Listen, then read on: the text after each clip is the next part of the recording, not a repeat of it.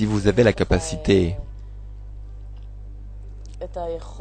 d'être uni à quelque chose de bon, d'infini, pourquoi voudriez-vous continuer à exister dans cette vie quotidienne, ennuyeuse qui est très... Ah, vous voyez, ça aussi, c'est également contraire aux autres méthodes apparemment. Car un homme qui commence... Mais c'est vraiment une bonne question. Car si je parviens à saisir quelque chose de grand, de puissant, d'éternel, alors pourquoi, personnellement, je n'aurais pas eu envie de retourner dans la vie quotidienne? Ce n'est pas que vous allez, vous ne venez pas, vous ne quittez pas ce monde. Non, mais j'essaierai de ne rester uniquement que dans cela. Évidemment, qu'est-ce que cette bassesse comparée à l'éternité? C'est vrai. Mais le fait est que l'homme atteint la spiritualité par ce monde, au moyen de tout ce qui l'entoure, au travers de tout, de son travail, de sa famille, son attitude dans la vie. Il ne parvient pas à la spiritualité en étant séparé ou totalement détaché de ce monde.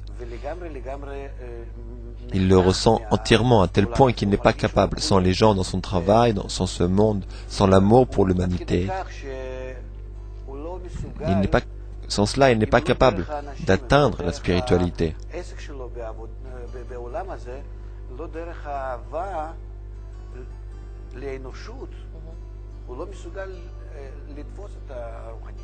C'est précisément alors qu'il découvre que toute l'humanité est en fait un seul récipient, une seule âme vis-à-vis du Créateur. Il commence à ressentir qu'à travers toutes ces âmes, il commence à recevoir l'abondance d'en haut et il commence à se comporter à l'égard de tous avec amour. Un amour un peu différent de ce que on s'imagine dans ce monde.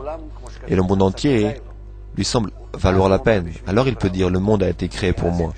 Parce qu'à présent, lorsqu'il reçoit des impressions du sixième sens, avec ses 5 sens. Et de ce fait, sa vie est remplie. Il ne devient pas différent des autres personnes. Mais le sentiment est certainement...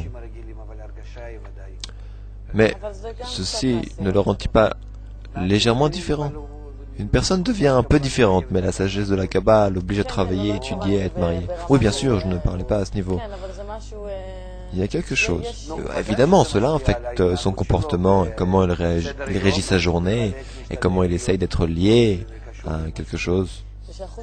Et lorsque le sixième sens, comme vous dites, s'ouvre, voit-on les mondes, les endroits spirituels, avec nos yeux corporels également.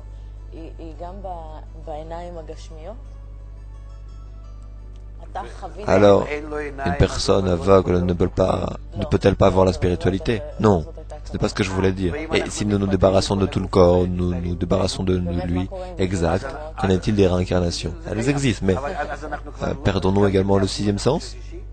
Je ne sais pas. Nous avons dit qu'il n'existait pas dans le corps. Alors pourquoi devrions-nous...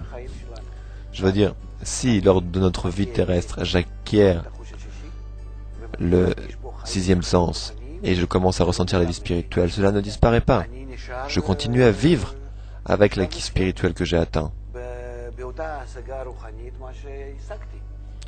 Et dans ce cas, la vie et la mort ne sont pas la même transition que pour une personne ordinaire. Je suis déjà dans cette expérience spirituelle, ce qu'une âme ressent également sans un corps. Alors, j'abandonne une certaine partie de ce que je ressens, de l'impression que j'avais en ce monde,